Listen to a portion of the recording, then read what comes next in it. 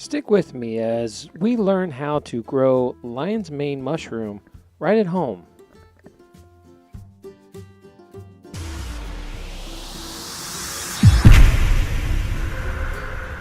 I caught up with mushroom expert John Michelotti at the Porcupine Freedom Festival located in Lancaster, New Hampshire.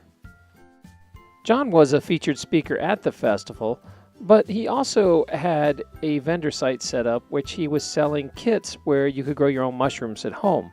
So I want to find out more. Hey, my name's John MacLeod of Catskill Fungi. Today I'm going to be talking about lion's mane mushroom fruiting blocks, which we have here. And now this is lion's mane fruiting from sawdust. Now the sawdust is being eaten by the root structure of fungi. And from that, the mushroom is going to fruit from it, as we see here. This is a bag that you can buy on catskillfungi.com. And you get this in the mail. You can either cut a hole open it like this, or you can poke holes in the side, and you'll get mushrooms fruiting out from the side. Now, lion's mane's really great. Tastes like lobster. It's a really delicious mushroom. This is a ready-to-fruit bag, and within a few weeks, you'll see these mushrooms start to grow and keep growing. Very little maintenance. Keep them out of full sun. You keep them moist, maybe spray them every day or so, and you'll see these delicious mushrooms pop out, which you can then cut up, saute, and they taste like lobster. Really delicious. Also, really great neurological benefits for you. So, how many pounds do you get out of a bag like this, or how does each bag will probably yield about a pound of mushrooms over the course of its life? You know, so it'll fruit once. You cut it up, you cook them, and then it kind of lays dormant for a little while, and then it'll fruit again. Do you need to water them to get them to fruit again, or how does it work? Yeah, it's good. They like to be in a moist environment, so it's nice to mist them every once in a while.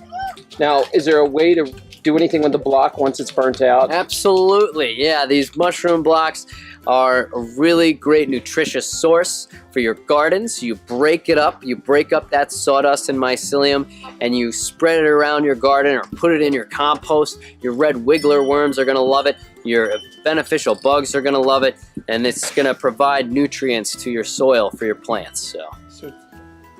So today we are doing the lion's mane. Now, I've been kind of late on getting started on this, and some of the lion's mane has already started. See some mycelium going. I'm going to cut some holes and spray some water in this.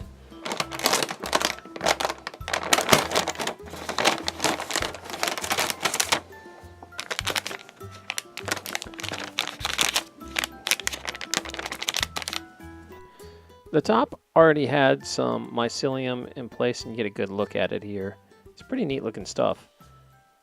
Now, this was about 3 weeks in, 2.5, 3 weeks in, and it was getting so heavy, I was spraying it so much that I actually put a little bucket under it to catch the runoff. But you can see that it looks really healthy here, and this is that hole I poked in the bottom of the bag with the knife. It just grew out of this hole. I just kept watering that hole over and over. But once it actually grew, I started spraying it all the time. Now, the top of the bag also had some growth. I would spray it and then clip it back to keep it moist. Kind of made a little plastic tent over it. You can see there's some growth on top too. I think I wait too long to let it grow, because at this point it had started going a little brown, and I decided to cut it, and it was around 3.5, 4 weeks. Also went to spore because it left all this white powder all over. I'm not sure if I should save these spores or not. They could be useful later. I weighed this bloom, and it was 8.3 ounces, so about a half pound. And I'm looking forward to the next bloom out of the block.